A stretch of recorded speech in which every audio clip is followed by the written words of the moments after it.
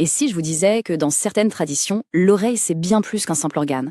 On la voit en fait comme une véritable carte de notre histoire de vie, un peu comme un miroir de notre caractère. Allez, on explore ça ensemble. Imaginez juste une seconde que la forme, la taille, la position des oreilles puissent donner des indices sur le chemin que notre vie pourrait prendre. Simple coïncidence ou est-ce qu'il y a là une vérité un peu plus cachée? C'est une question intrigante, non? Alors, commençons par le commencement. Les signes universels qu'on associe traditionnellement à la chance, à la bonne fortune. Il y a des caractéristiques qui, peu importe la forme générale de l'oreille, sont vues comme particulièrement positives. C'est assez fascinant. D'après ces anciennes lectures, tout commence avec les oreilles. Elles posent en quelque sorte les fondations. Elles nous parlent de notre enfance, mais elles sont aussi directement liées à l'énergie de nos reins, qui est un véritable pilier de notre vitalité. Et quand on combine ces traits, c'est là que ça devient intéressant.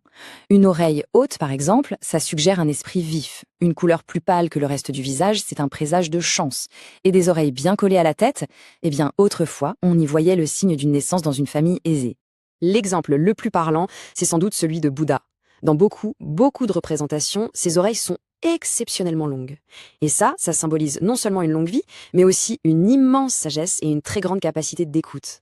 Bon, maintenant qu'on a vu ces signes généraux de bonne fortune, on va plonger un peu plus dans le détail, on va voir comment la structure même de l'oreille peut révéler 3 approches de la vie qui sont radicalement différentes. La première, c'est ce qu'on pourrait appeler l'oreille du philosophe. Une personne avec une partie supérieure de l'oreille assez proéminente, eh bien elle est souvent guidée par un besoin constant d'apprendre, d'analyser, de tout comprendre. C'est vraiment le monde des idées qui la fait vibrer. Ensuite, on change complètement d'énergie. Ici, c'est le besoin de bouger, de faire, de ressentir les choses physiquement qui dominent. On retrouve souvent ça chez les grands athlètes, par exemple. Pour eux, rester assis à réfléchir, c'est une véritable épreuve. Leur énergie a besoin de s'exprimer par le mouvement. Ah, et puis il y a le jouisseur. Là, c'est le lobe qui nous dit tout. Un lobe charnu, bien développé, c'est le signe d'une personne qui sait profiter de la vie. C'est l'épicurien, celui qu'on associe souvent à l'abondance, au confort, celui qui sait savourer chaque instant avec un vrai délice. Pour bien comprendre, imaginez cette petite scène. À la plage, le penseur se dit « On perd notre temps, il y a tellement de choses à apprendre ». L'acteur, lui, il est déjà dans l'eau, il nage, il surfe. Et le jouisseur? Il est tranquillement sur son transat, en train de siroter un verre et de profiter. 3 mondes, 3 façons d'être, et tout ça, visiblement, dans la forme des oreilles. Alors, une fois qu'on a posé ces 3 grands profils, on peut aller encore plus loin. Il y a des signes particuliers qui peuvent ajouter de la complexité, des nuances vraiment fascinantes à cette carte de notre personnalité. Observez bien ce détail. Parfois, la crête intérieure du cartilage, ce qu'on appelle l'antillix, dépasse le bord extérieur, l'hélix. Et quand c'est le cas, ça révèle un trait de caractère bien particulier. Une structure comme ça indique une personnalité très forte, qui a du mal avec le compromis. Cette détermination, ça peut être une force incroyable, c'est sûr. Mais si c'est trop prononcé, ça peut basculer vers l'égoïsme.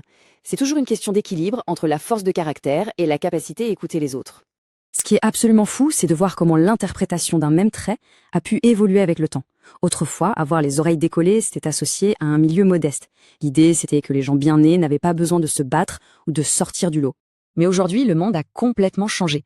Prendre des risques, être créatif, oser être différent, ce sont des qualités hyper valorisées.